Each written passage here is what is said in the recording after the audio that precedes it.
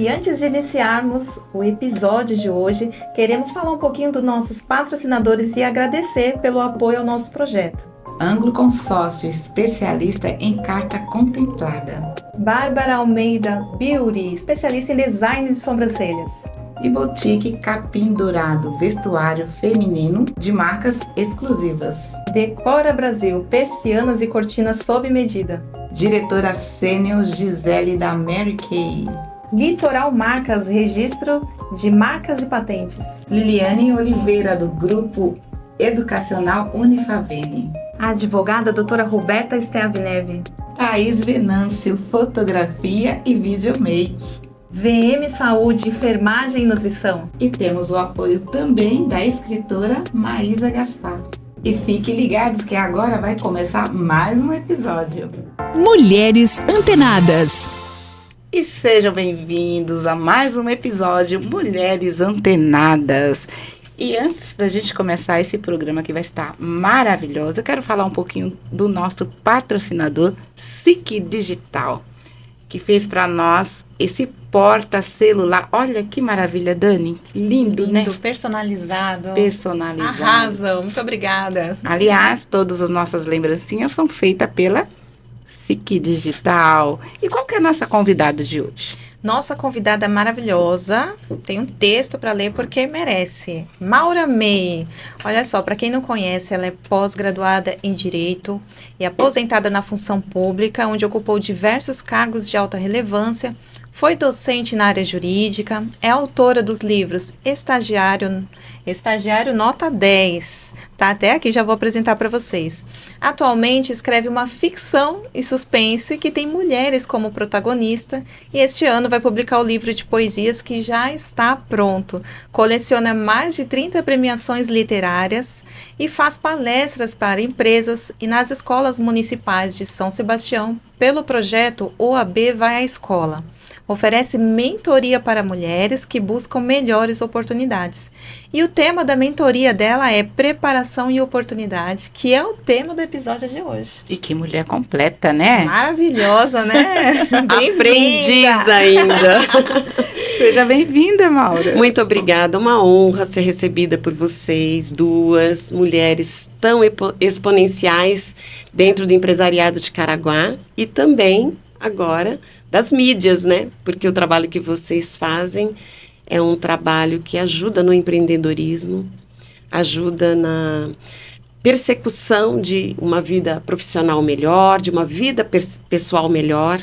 Então, é uma honra para mim ser entrevistada por vocês hoje. A honra é nossa. É toda nossa. E o nosso objetivo realmente é esse, é dar voz à mulher, né? Isso aí. E agradecer, olha, já ganhamos sim, presentes. ganhamos. Olha o livro, Estagiário Nota 10. Maravilhoso, autografado também. Ai, que carinho, gente. Obrigada. E esse aqui também, super autografado. Fala um pouquinho desse livro, esse tema Sumideiro. forte. Sumideiro é uma palavra que está em espanhol. É sumideiro, abismo de mortais. Sumideiro está em espanhol, eu preferi colocar, ao invés de sumidouro, que é em português, porque no México, no coração do México, onde está a pirâmide do Sol, que está na capa, existe um penhasco, onde corre um rio embaixo, e esse lugar se chama Sumideiro. Ah, que interessante. E então, a saga se passa nesse lugar. O nome da cidade onde passa a saga é Huacán. E Huacán, na verdade, é o trecho final da palavra Teotihuacán, que é onde está a pirâmide do Sol no México. Então, olha, toda a ficção é narrada pela deusa da morte, né? É um livro que trata de mitologia. Eu estudei muito a vida dos astecas para poder fazer esse livro, e ele traz dualidades importantes como vida e morte, lealdade e traição, verdade e mentira. Como que você chegou nesse tema? Olha, esse tema, eu tinha vontade de escrever sobre sacrifício humano há mais de 2 décadas. Mas eu não queria escrever sobre o sacrifício humano apenas como um relato histórico. Eu queria que tivesse uma ficção, uma história envolvente, né? Mas eu não achava o ponto de partida. O meu marido atual, porque eu estou no segundo casamento, o nome dele é Fabrício Anselmo, ele inclusive escreve o prefácio desse livro, me presenteou com isso. Ele é formado em fisioterapia e dá aula na ITEC, aqui em Caraguá, inclusive, mas ele gosta muito de história. E quando nós começamos a namorar, eu contei para ele que eu tinha vontade de escrever um livro sobre os astecas, falando do sacrifício humano. E aí, então, ele resolveu... Deu total apoio. Discorrer sobre isso e começou a falar Legal. sobre o que ele conhecia a respeito dos astecas. E, então, essa manifestação dele, né, esse encantamento que ele teve sobre o assunto, me fez estudar sobre os astecas.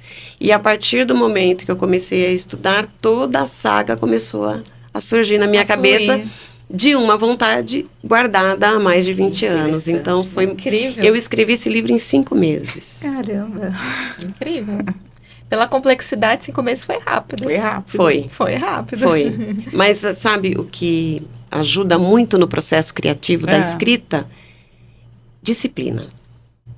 Então, aconteceu a mesma coisa com o estagiário nota 10. É você traçar um roteiro de escrita. Então, quando eu vou escrever um livro, eu decido o tema, os personagens e também decido quantas páginas eu quero que esse meu livro tenha e quantos dias por semana eu vou escrever e quanto tempo eu quero demorar para escrever o livro. Então, assim, eu defino metas, né? quantas páginas por dia eu preciso escrever, se eu quiser escrever em 6 meses, 8 meses. Senão, como muitos aí, passa 5 anos, 10 anos para e escrever corre um o risco de, quando a gente está no processo de escrita, da gente ter o blackout. Que aí você trava num determinado ponto e não consegue ir nem para frente nem para trás, né? Porque o livro, às vezes a gente caminha para trás. Porque às vezes no processo de escrita, você chega num ponto que você quer modificar alguma coisa que você escreveu no começo da história. Então, a gente também tem essas reedições do que a gente vai escrevendo. Mas isso depende de disciplina, Bem roteiro, planejamento, Muito tudo legal. isso. E você é de São Sebastião, né? Eu sou de São Sebastião. Litoral Norte eu de São moro Paulo. com meu marido lá. Fui servidora da prefeitura durante quase 29 anos, da prefeitura de São Sebastião. Advogada também? Advogada também. Eu sou formada na Univap. Mas minha história começa bem para trás, né? Quando eu nasci... Você não era daqui de São Sebastião? Não, nasci em Jundiaí. Jundiaí. Sou de Jundiaí. Terra da uva. Terra fria. Adoro frio. Ah, a gente também. E meu pai pedreiro. Minha mãe, na época, trabalhava como enfermeira, mas ela nunca teve formação na enfermagem. Ela sabia aplicar injeção, fazer curativo e medir pressão. E isso já qualificava como enfermeira, porque naquela época, 1965, portanto, eu tenho quase 59 anos. Naquela época, um pouco de conhecimento que a mulher tinha, porque a mulher não tinha valorização profissional, né? Quando conseguia trabalho era em linha de produção, e Jundiaí é uma cidade industrial, então a minha mãe, quando começou a trabalhar, na verdade, vendendo flores de papel na porta do cemitério. Que coisa. E nem sapato ela usava. Ela tinha 16 anos. Olha só. Ela foi comprar o primeiro sapato depois que ela conseguiu um emprego numa fábrica. E enfim, aí eu mais 4 irmãos e acabei saindo de Jundiaí com quase 20 anos. Na época, eu tinha me enveredado para a profissão também da saúde, inspirada no que minha mãe fazia. Então, eu já tinha feito um curso de atendente de enfermagem, que não existe mais. Esse curso foi superado pelo curso de auxiliar de enfermagem. Então, eu já tinha feito o cursinho de atendente de enfermagem e já tinha entrado no ensino médio para o curso técnico de enfermagem. Então, eu estava no 2º ano técnico de enfermagem quando os meus pais resolveram se mudar para Caraguatatuba e vieram para cá porque um casal, padrinho de casamento deles, morava aqui no Porto Novo, em Caraguá. E numa visita que eles fizeram ao casal, acabaram sendo convencidos a se mudarem para cá. Eu acredito que não era nem do jeito que tá, Caraguá. Não, Tava bem lá no 1986 foi As isso. ruas de terra 86. E aí nós viemos. Quando nós viemos para cá, não tinha o curso do técnico de enfermagem para eu continuar o meu curso. Eu tive que escolher outra coisa para fazer. Diária. E aí fui procurar, falei, o que tem? Tinha magistério no Tomás e também tinha contabilidade no Colônia. Eu me inscrevi nos 2 vestibulinhos. Para magistério eu não passei, porque era muito concorrido, então muitos candidatos por vaga eu acabei não passando. Mas passei para contabilidade.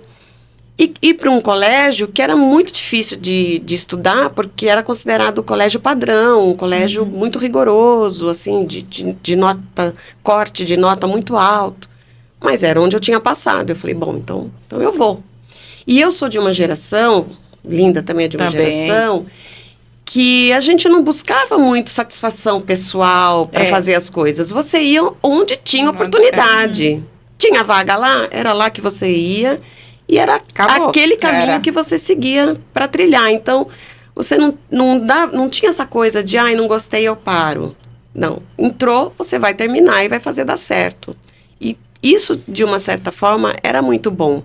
Porque não dava muita oportunidade para a gente enjoar das coisas. Você tinha que seguir aquilo.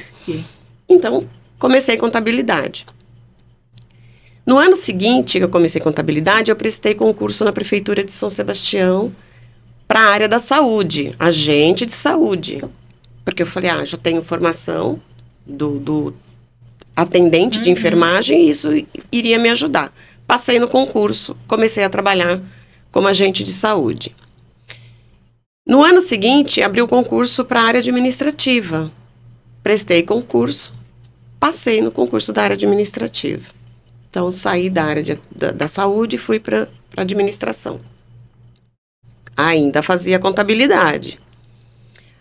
No segundo ano da contabilidade, eu tive uma matéria chamada DL, Direito e Legislação. Quando eu se apaixonou. Vi aquilo, eu falei, gente, isso existe, esse mundo existe.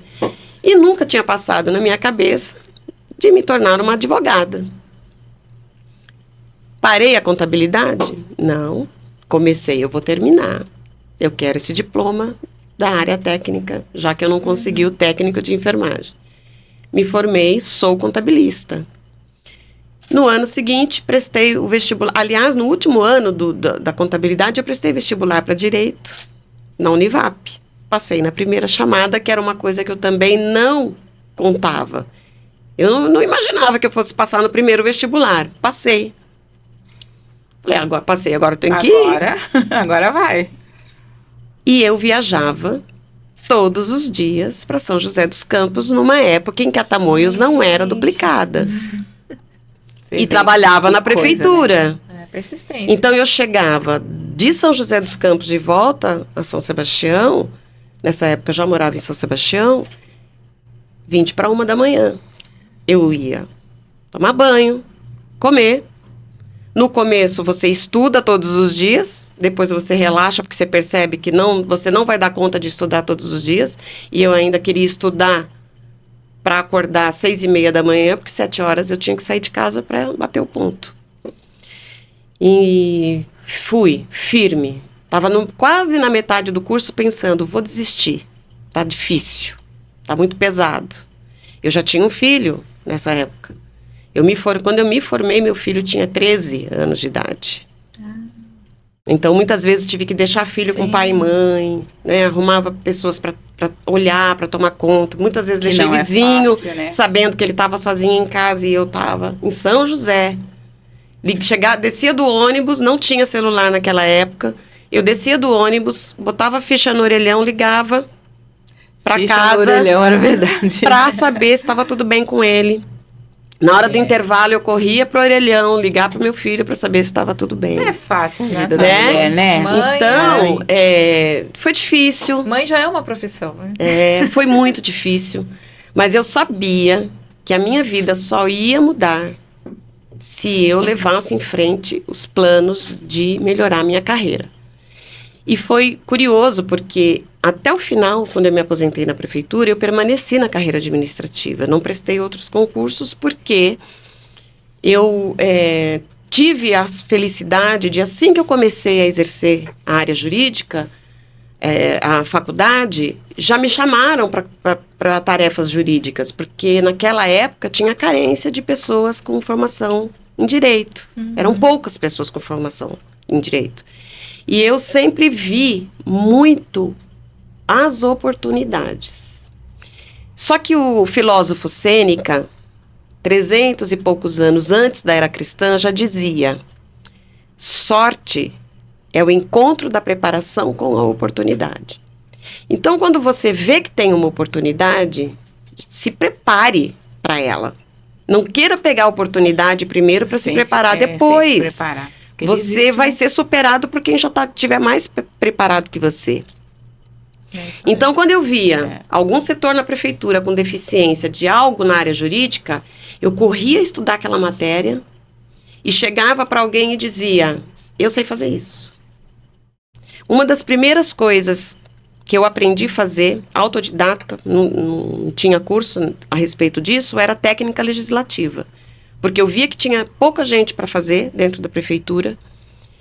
E eu pensava, se eu me especializar em técnica legislativa, eu pego isso para mim. Eu pego aquele cargo ali para mim. Vou conseguir convencer que eu tenho habilidade para assumir aquela função. E assim eu fui fazendo em muitas áreas. E quando eu já tinha 11 anos de prefeitura, eu assumi como procuradora-chefe na Procuradoria Administrativa. Já tinha ocupado outros cargos de menor complexidade, como a assistente jurídica de secretários e tudo mais, mas o primeiro grande cargo de relevância foi como procuradora-chefe da Procuradoria Administrativa. Então você começou cedo, também já se aposentou cedo, né? Porque não comecei tão cedo. Eu entrei na Prefeitura de São Sebastião com 29 anos. 29. Sim. Só que como eu já tinha também trabalho na iniciativa privada, então quando eu fui me aposentar, somou-se o tempo. Hoje você é só escritora? Não, hoje eu advogo.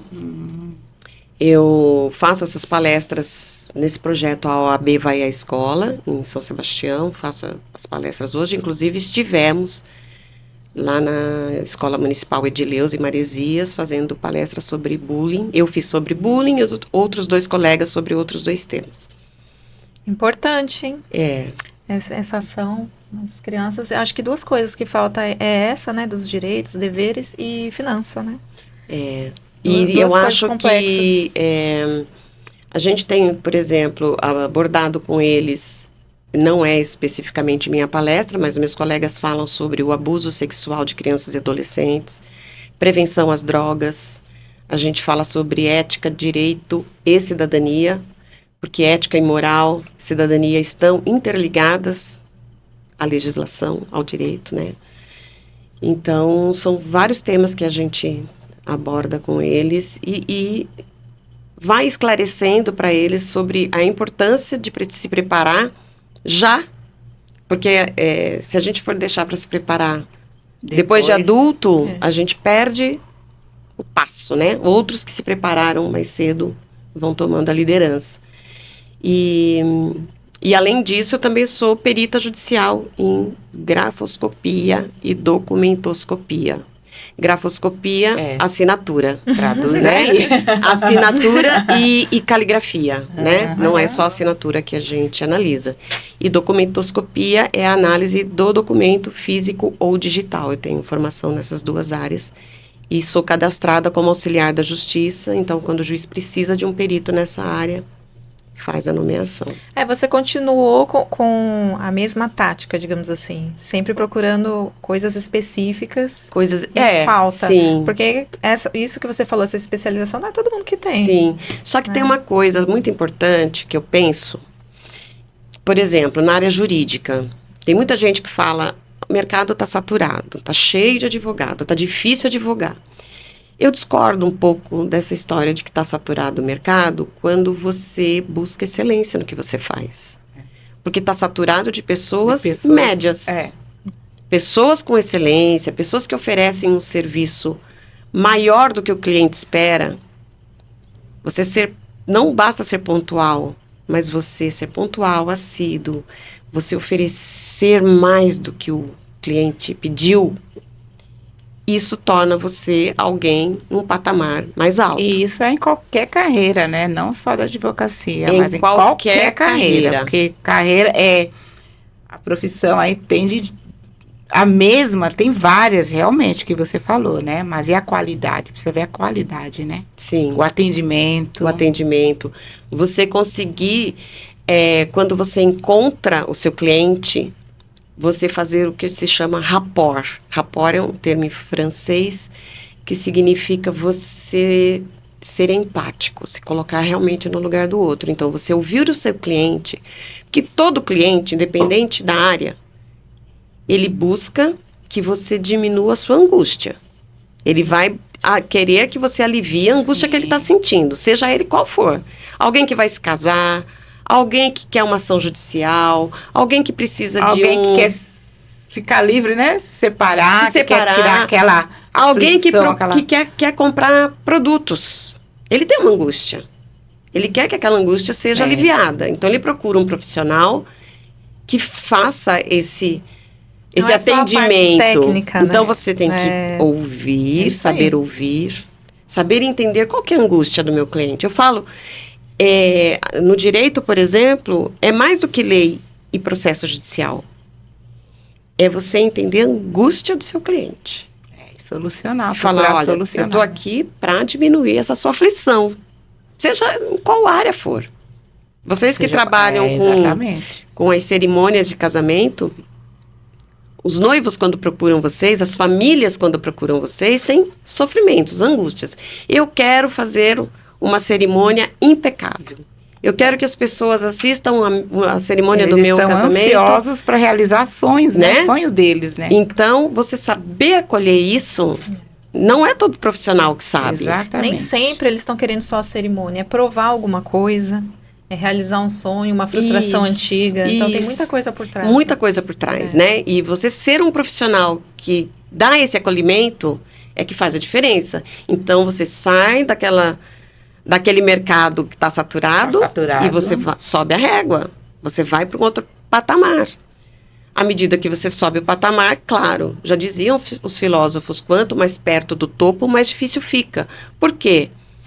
Você elimina a concorrência, você fala, estou eliminando concorrência, está mais fácil. Não, porque o seu cliente também passa a ser mais exigente. Quando ele contrata você, você pega um cliente que está disposto a pagar mais, mas ele também quer um serviço que ninguém tem. E me fala um pouquinho da sua palestra. Você quis trabalhar especificamente com mulheres, nesse caso, para falar disso, de oportunidade, de preparação. Isso. O que você vê hoje nas mulheres? Vejo muitas mulheres com muitas angústias, né? Mas vejo mulheres com muita determinação. Vejo nelas um potencial imenso, porque mulheres têm poder de transformação, né? Aprendem isso e a gente tá desde que nasce, né? As mulheres estão acordando mesmo, desde que nasce. E vejo mulheres com essa disposição de, antes de mover o mundo, mover a si mesmas. Então, elas estão nesse movimento de me descobrir, olhar para mim, né?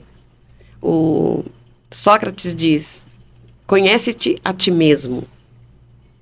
E Platão vem e completa. Antes de mover o mundo, mova-se a si.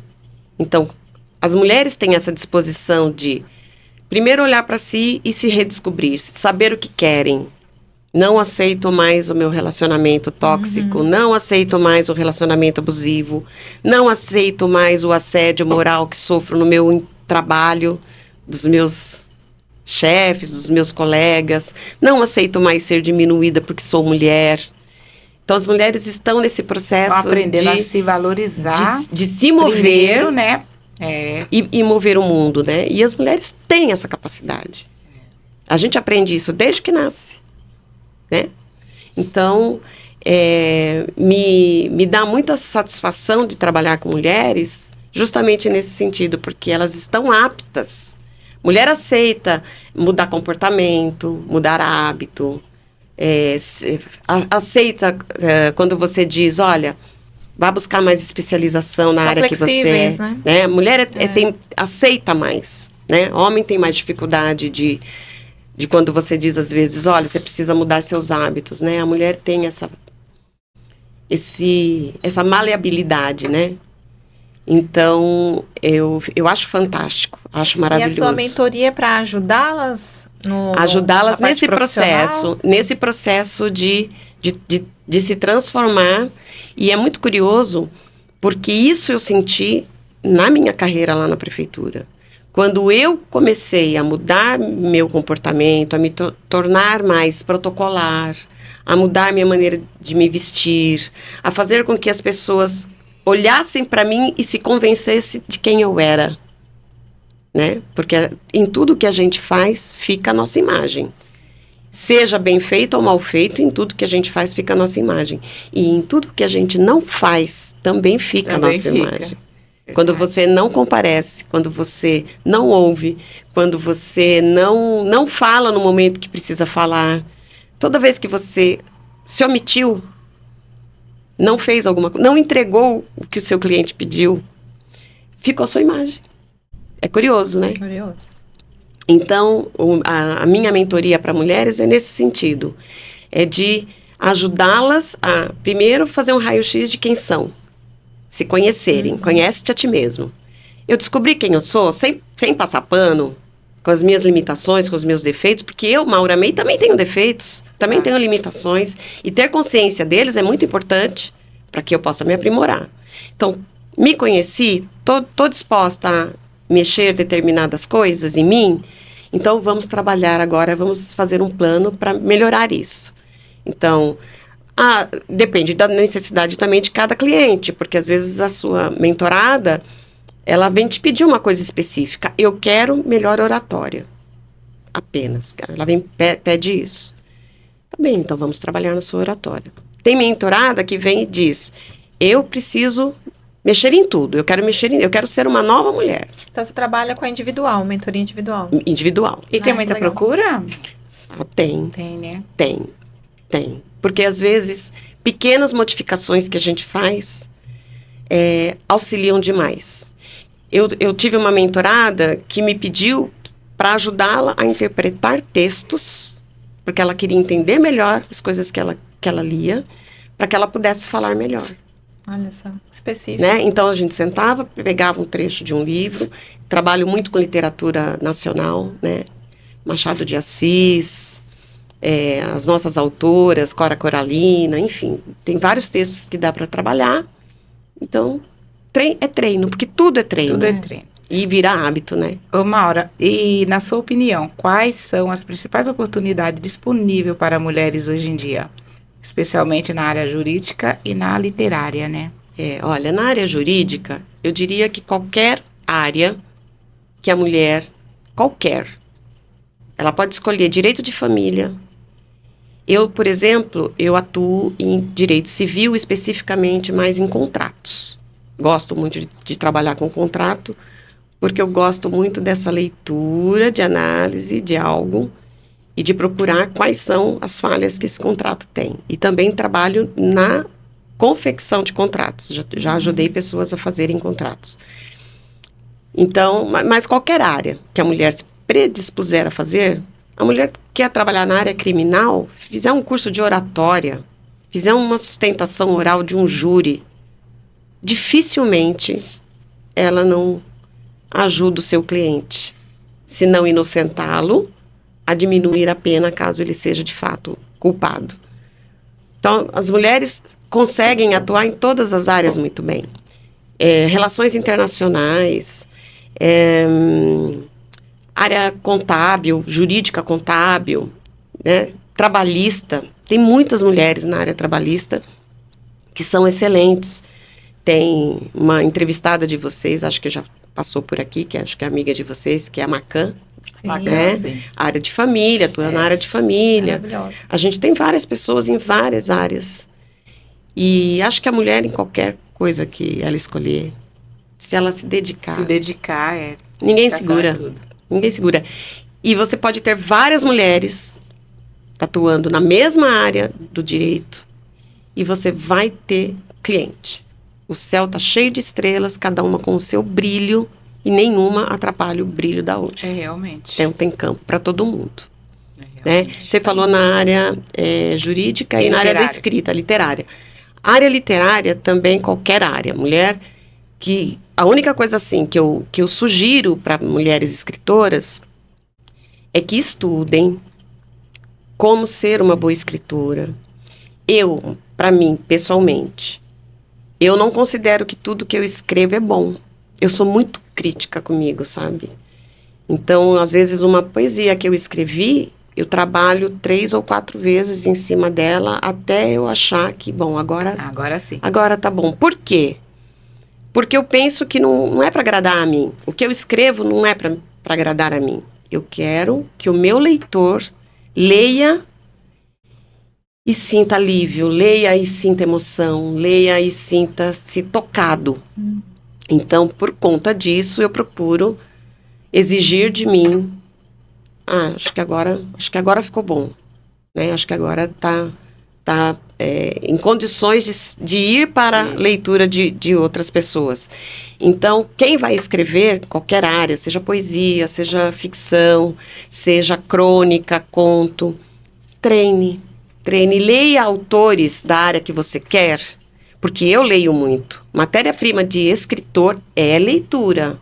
Eu acabei de ler Os Irmãos Karamazov, de Dostoiévski, na versão em português, porque eu não leio russo. 1.500 páginas. 1.500 páginas. Eu ganhei da minha filha. Quanto tempo você demora para ler um? Eu ganhei da minha filha. Minha filha tem 20 anos e também gosta muito de ler. Ela comprou um para ela, do Dostoiévski, que se chama Crime e Castigo, bem menor. E Os Irmãos Karamazov, de 1.500, ela deu para mim. Eu falei, por que nós não trocamos, né? Ela falou, não, 1.500 páginas é para você. Eu fiquei 1 ano com esse livro parado.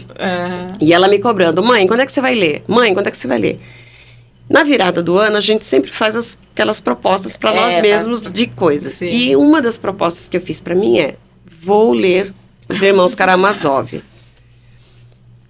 E coloquei uma meta. Eu falei, eu vou ler até o meio do ano, eu vou ler esse livro. Só que eu comecei a ler, e assim, eu normalmente leio, não todos os dias da semana, mas eu me proponho, vou ler 10 páginas por dia, que é a tal da disciplina que eu falo para vocês, que a gente faz, né? A gente se propõe. Sem disciplina a gente não faz nada, porque motivação você não vai ter sempre. O que vai, na hora que a motivação faltar, o que vai te levar para frente é disciplina. E aí eu então tinha me proposto, vou ler 10 páginas por dia. Comecei em janeiro, virou o ano, eu comecei a ler. E eu já terminei o mês passado. Cumpriu. Porque você vai indo, você fala, não posso só ler 10 páginas, eu tenho que terminar esse capítulo, né? E sua filha terminou dela? Ela nem começou. Nem começou, mas ela tá na faculdade, ela faz ADM, mora em Campinas. Tem uma desculpa.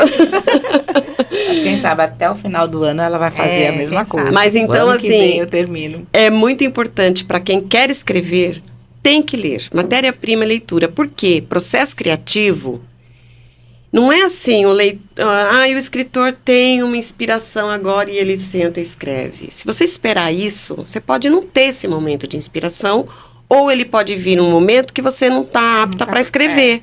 Então, se você lê sempre, você está jogando para dentro da sua cabeça informações para sua caixinha. Na hora que você falar, bom, eu vou agora me programar porque eu vou escrever alguma coisa, toda aquela sua informação vem. Toda aquela sua inspiração vem. E nós somos fragmentos de pessoas, de coisas, de lugares, de músicas, de leituras. Nossa característica, nossa personalidade é formada por pequenos fragmentos, inclusive das coisas que a gente lê. Que né? interessante. E falando em leitura, você já está em produção, né? Sou em produção. O livro de poesias, então, que está pronto, vai para a editora em julho. As editoras demoram 120 dias para produzir um livro. do momento que você entrega o seu arquivo até produto final, com capa feita e tudo mais. Então, esse de poesia está pronto. Eu estou escrevendo uma ficção que fala sobre terrorismo, VX, a próxima estação. VX é um produto químico altamente letal, ele existe. Inclusive, aquele coreano que morreu numa estação de trem, que tinha suspeita do outro imperador ter mandado matar o irmão, ele foi assassinado por VX. E essa é uma ficção que está em andamento, tem 1/3 só pronta, mas estou sendo atropelada por outras coisas. Este ano, eu recebi o convite de uma escritora do Rio de Janeiro, chamada Monique Machado. Ela faz podcast assim com vocês, e ela tem um podcast que se chama Do Livro Não Me Livro. Já tem uns 3 anos que ela faz esse trabalho, e nesse podcast ela entrevista escritores que vão lá divulgar seus livros. Esse trabalho dela foi premiado no Museu do Louvre, em Paris, pelo reconhecimento da grandeza do trabalho. E aí ela resolveu esse ano fazer uma antologia e convidar alguns dos escritores que ela conhecia para participar dessa antologia com o tema de transtornos mentais, para falar de transtornos mentais, né? E esse livro já está pronto. Já está pronto. Dia 1º de junho começa a pré-venda, ele se chama Mentes em Harmonia. São 24 escritores, e eu sou uma das escritoras que foram convidadas. E como é que está sendo para você compartilhar? Porque, pelo que eu vi, você compartilha aquilo que você também viveu, é isso? Isso. Como que é isso para você? Eu perdi uma irmã por suicídio em 2015, vítima de esquizofrenia. E a gente não sabia que, na verdade, era esquizofrenia. A gente só ficou sabendo depois que ela tinha morrido, quando eu e minha mãe fomos conversar com uma psiquiatra em São Sebastião, porque foi muito doloroso para nós, né? Ela era uma irmã muito querida, não tinha filhos, era casada, morava aqui em São Sebastião. E a gente não conseguia entender por que tinha chegado àquele ponto. A gente sabia que ela tinha alguns problemas psicológicos, mas a gente nunca imaginou que fosse chegar naquele ponto. Nem o meu cunhado, né? E aí a gente foi procurar entender, saber o que tinha acontecido, né?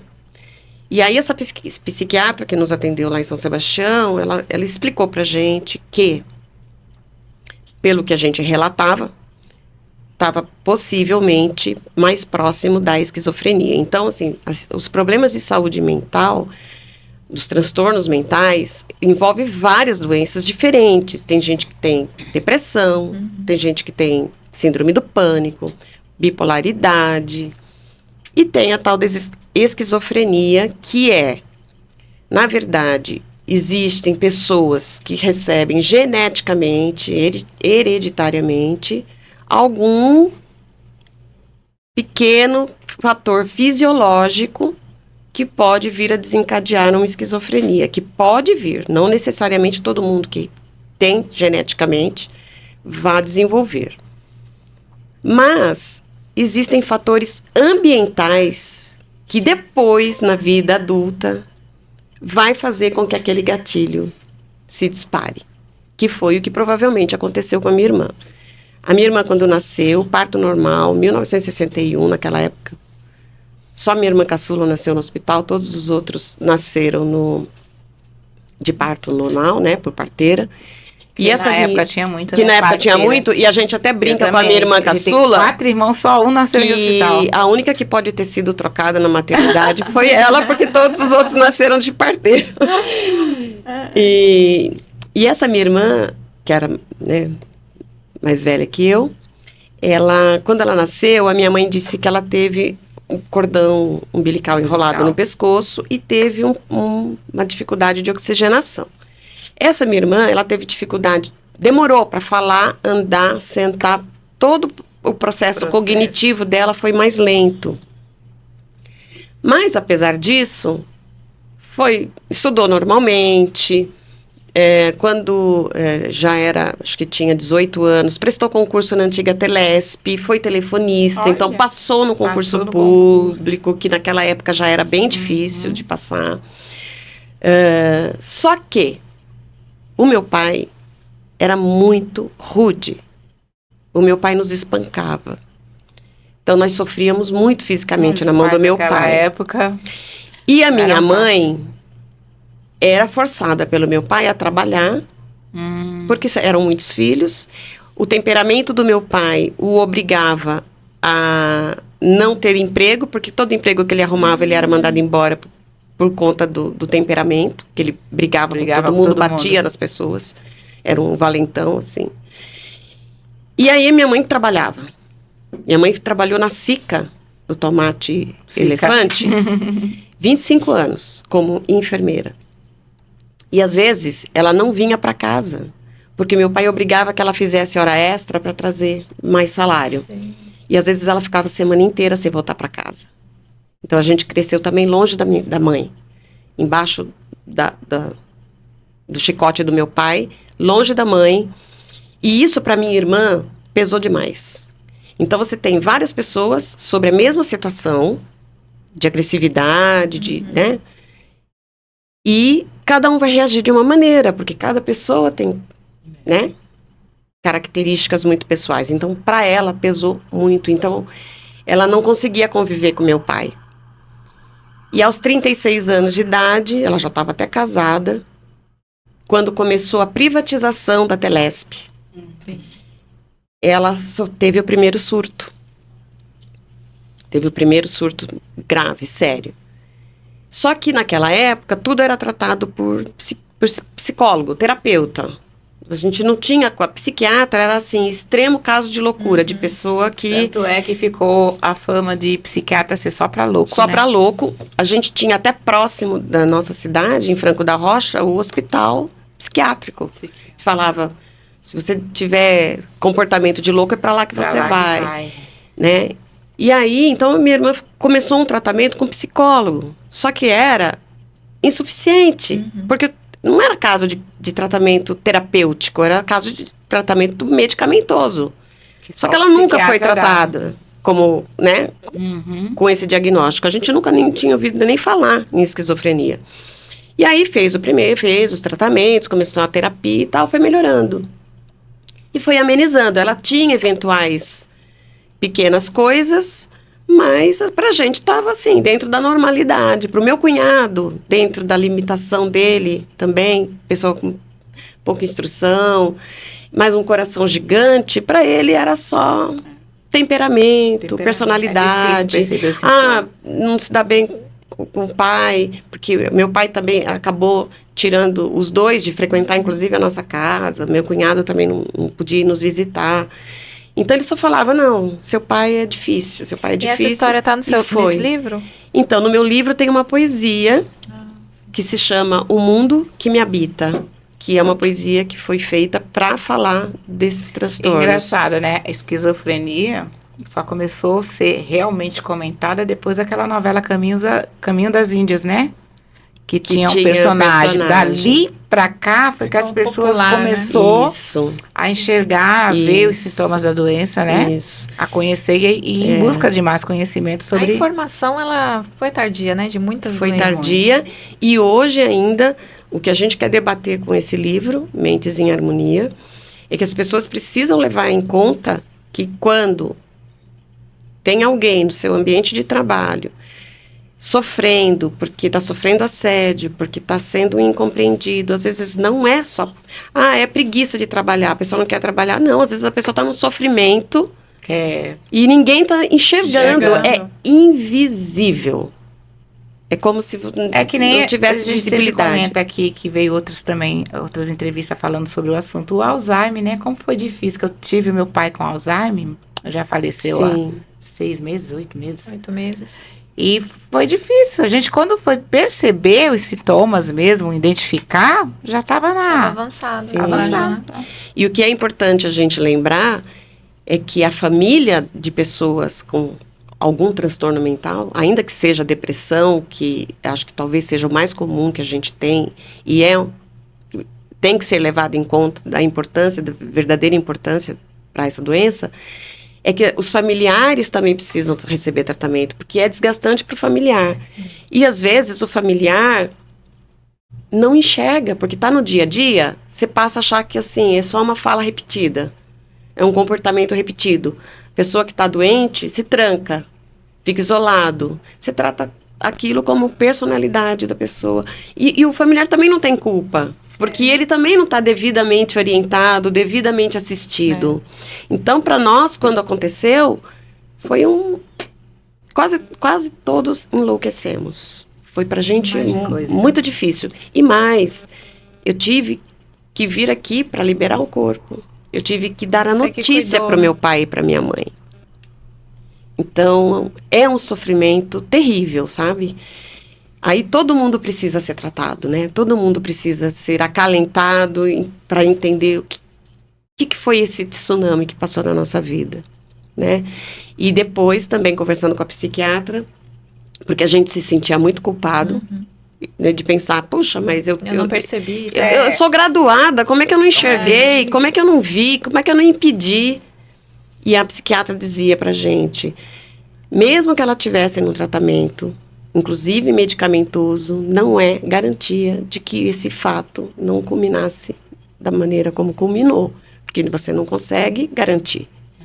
Né? Existem graus de difícil tratamento. Então, a gente foi compreendendo, e aí você, não é uma questão de se conformar, mas compreende, vamos dizer, não se culpar. Não se culpar, compreender. E hoje você ajuda muitas pessoas aí, então, através dessa escrita, né? Então, esse livro de poesias que vai sair. O meu objetivo é fazer umas 2 oficinas com mulheres de baixa renda, gratuitamente. Que legal. Para que elas aprendam a ler, interpretar e a escrever seus próprios versos. Ensinar mulheres a escreverem. Faça, sabe? Projeto bonito. Que lindo. Né? Para que a gente possa pôr para fora, porque muitas mulheres têm dificuldade de falar. E às vezes escrevendo ela consegue expressar. Então... Esse já é um dos seus projetos futuros. A gente não para, né? Põe a gente aí para prestigiar, para ir lá nesse momento. Sim, será o maior prazer. Será muito legal. Com o maior prazer. Né? Esse Mentes em Harmonia é o que está sendo escrito. Esse Mentes em Harmonia é esse sobre transtornos. Você está escrevendo ainda? Não, esse é o que tem a minha poesia de participação. A poesia que está nesse. Com os outros escritores. A pré-venda sai dia 1º de junho. E esse literário, esse que você está falando de poesias? Esse é o que vai em julho para a editora. Esse é o de poesias meu. Esse é o seu. Esse é o meu. Que é o que você vai trabalhar com as mulheres nesse projeto das oficinas. Que maravilha, né? Nossa, muito bom, né? Parabéns por toda a iniciativa. Coragem de falar também de assuntos tão difíceis, delicados, né? Porque com certeza, acredito que você saiba, mas nem todo mundo sabe da dimensão que tem uma conversa dessa. Sim. Né? Às vezes você não leva a hoje eu posso falar. Foi difícil, Severina. Minha irmã faleceu em 2015. O primeiro ano foi praticamente sobreviver. Foi sobreviver. Depois você começa a ir tentando falar sobre o assunto. Ir tentando falar. Então, hoje eu trato dói muito, mas eu consigo tratar com um equilíbrio melhor, porque busquei ajuda para isso. E você pode estar salvando alguém nesse momento. Busquei ajuda para isso. Porque, de repente, o que você está falando aqui estalou aí a ideia na cabecinha de alguém. Fala, será que tem? Principalmente dos familiares, né? Porque é diferente. Amigos. Às vezes um médico fala, não dá o mesmo impacto. Significado. Às vezes o jeito que você contou pode significar. E pensar que existem transtornos mentais que começam com baixa autoestima, porque a pessoa sofre diminuição do companheiro, de pessoas dentro da família, de você é incapaz, você não consegue, você não vai sair daí, você nunca vai ser nada. E a mulher, ou o homem que tá vítima disso, aprender a afastar, não pegar para mim, não pega para mim. O meu pai fazia muito isso conosco. Ele tinha uma fala de: vocês nunca vão ser ninguém na vida, vocês vão sofrer muito, eu vou ver vocês sofrerem. Então, ele tinha uma fala repetida. Eu não peguei para mim, mas a minha irmã, infelizmente, absorveu. E a gente lutar contra isso, sabe? No caso, acontece muito com adolescentes, né? Sim. E é difícil, às vezes, não pegar para ele, né? Sim. A cabeça já vai... Desde a infância, né? vai consumindo tudo e aquilo começa a levar... Mas Jean-Paul Sartre, filósofo francês, ele diz assim: não importa o que a vida fez de você, mas o que você faz com o que a vida fez de você. Então, é chamar as pessoas, mulheres, homens, e dizer: vamos reagir àquilo que a vida nos deu até agora. Não quero continuar com isto. Vou buscar ajuda, vou buscar terapia, vou buscar apoio, vou buscar um mentor, vou buscar, né, apoio nas pessoas que olhem para mim e conheçam as minhas potencialidades. Porque a gente precisa lembrar de olhar para as pessoas e enxergar as potencialidades que cada um tem. E todos têm. Às vezes precisa dar um brilho lá, dar uma polida. Mas todos nós temos habilidades e potencialidades que podem engajar a vida de outras pessoas e a nossa própria. Maravilhoso, incrível. Ótimo. Quero agradecer essa entrevista com tanto conteúdo. Maravilhosa. Sou eu que agradeço. E vamos repetir, né? Trazer mais temas aqui importantes de tanta relevância. Conte conosco no que se trata aí as mulheres, né? Há projetos também que levam para crianças e adolescentes. Eu admiro muito, acho super importante. E você está de parabéns por tomar essa iniciativa. Obrigada. E se as pessoas quiserem encontrar o seu trabalho, como é que faz? Bom, pode se comunicar comigo pelo Instagram, @Maura_May, Facebook Maura May, através das mulheres maravilhosas aqui, né? E pensar assim, temos que nos ajudar, temos que nos apoiar, criar uma rede forte de mulheres. E divulgar trabalho uma da outra. Quando uma sua amiga que tem um pequeno negócio posta alguma coisa, compartilha. Isso é muito importante. Não custa compartilhar, né? Indique o trabalho, indique o trabalho da sua cidade, das suas amigas, né? De alguma maneira, divulgue e se apoiem, que é muito importante. E eu me sinto muito feliz em ser útil, de alguma maneira. Porque nesse compartilhar é que a gente, que nem a Dani falou, né? Às vezes a gente acha que não vai atingir ninguém, mas sempre vai ter alguém que está precisando daquela palavra, daquela ajuda, daquele incentivo, né? Isso. Daquele serviço, né? Sem dúvida, é isso aquele mesmo. Produto, é isso aí. Ótimo. Então vamos encerrar esse papo maravilhoso. Quero agradecer mais uma vez a sua participação.